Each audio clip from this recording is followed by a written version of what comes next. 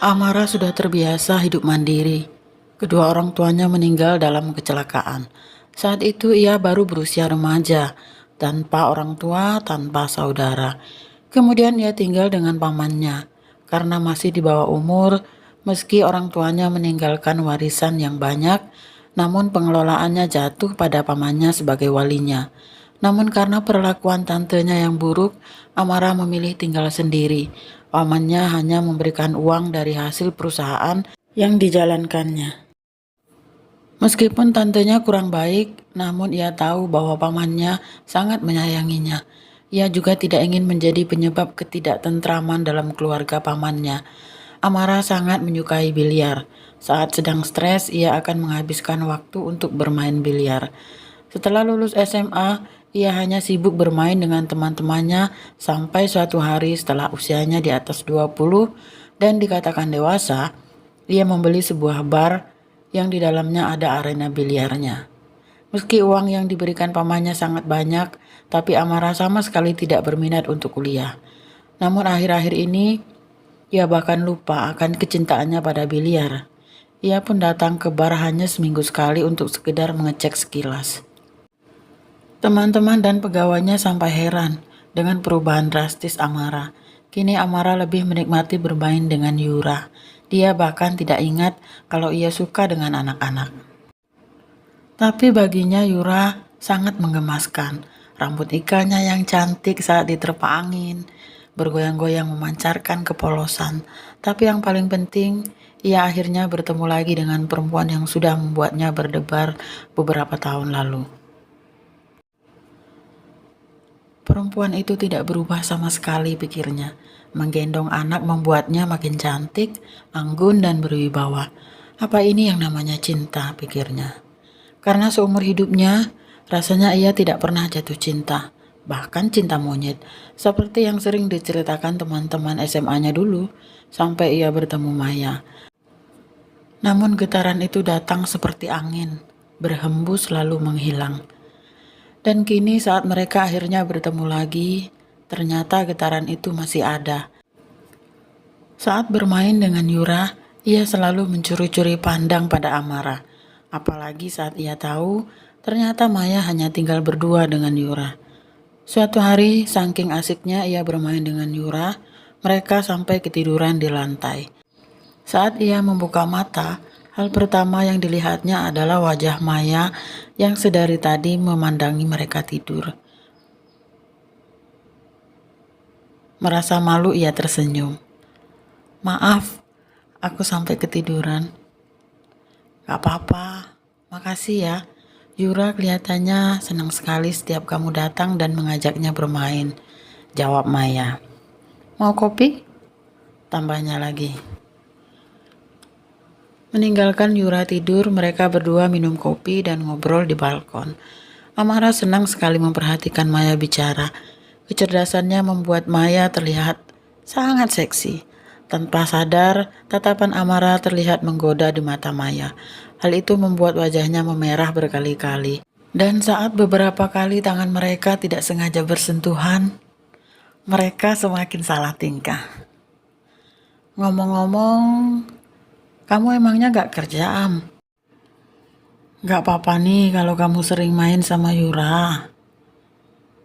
"Gak apa-apa, kerjaku malam kok," jawab Amara. "Kerja apa?" "Aku kerja di bar." Maya lumayan kaget juga dengan orang yang kerja di bar tapi sangat familiar dengan anak-anak. Melihat Maya terdiam, Amara balik bertanya, "Kenapa?" Maya hanya tersenyum dan menggeleng. Amara jadi menyesal mengatakan kalau ia kerja di bar. Kita semua tahu di masyarakat kita, bar adalah tempat yang dicap negatif. Tapi dia juga paham, memang seperti itulah adanya. Tempat orang menghilangkan masalah dengan alkohol memang bukan sesuatu yang bisa dibanggakan. Tapi Amara mengenal dan belajar kehidupan dari orang-orang yang pergi ke bar. Dan menurutnya tidak semuanya buruk. Tapi memang tiap orang punya sudut pandang yang berbeda-beda. Namun sepertinya kekhawatiran Amara akan kemungkinan Maya berubah sikap tidak terjadi. Karena keesokan harinya saat ia kembali datang, Maya tetap welcome. Tidak ada yang pasti dalam hidup. Kata orang, kesempatan terbaik tidak akan datang 2 kali. Tapi nyatanya ada juga orang yang memiliki kesempatan berkali-kali. Bagi Amara sendiri, ia tidak tahu apakah ini sebuah kesempatan terbaik atau bukan. Apakah yang dilakukannya ini benar atau tidak. Bahkan, ia sendiri tidak tahu pasti kapan ia memberanikan diri mencium bibir Maya. Awalnya, saat tak sengaja wajah mereka begitu dekat, debaran jantungnya makin kuat. Lalu ia melekatkan bibirnya perlahan dengan lembut. Hanya sekilas, kemudian dipandangnya mata Maya, mencari sebuah penolakan. Ia bahkan siap jika akhirnya menerima tamparan. Tapi mata Maya hanya memancarkan kekagetan. Selebihnya susah untuk dilukiskan.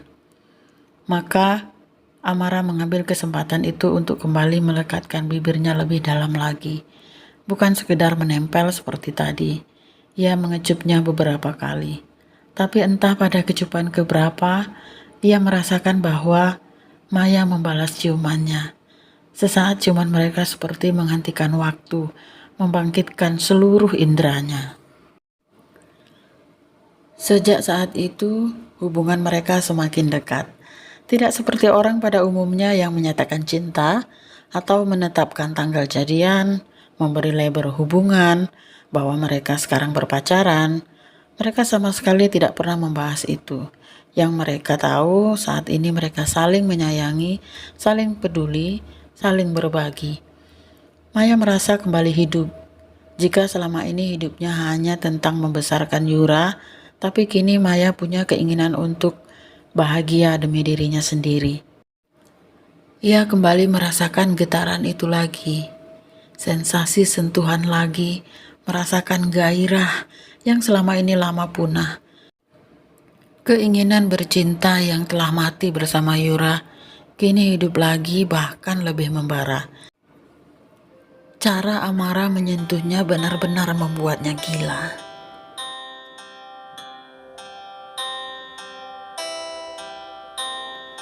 Kita berjumpa di ruang hampa, udara yang ada hanya seberkas cahaya.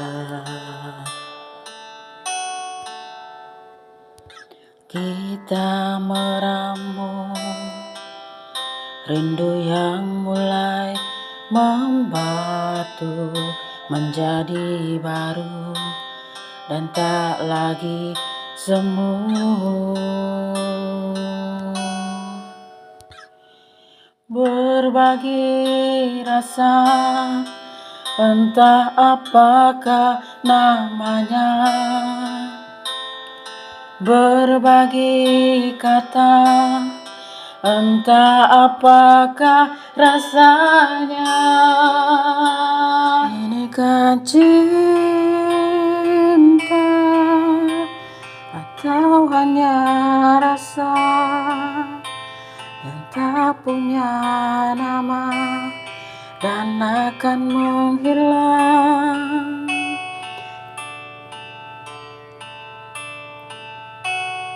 Ataukah luka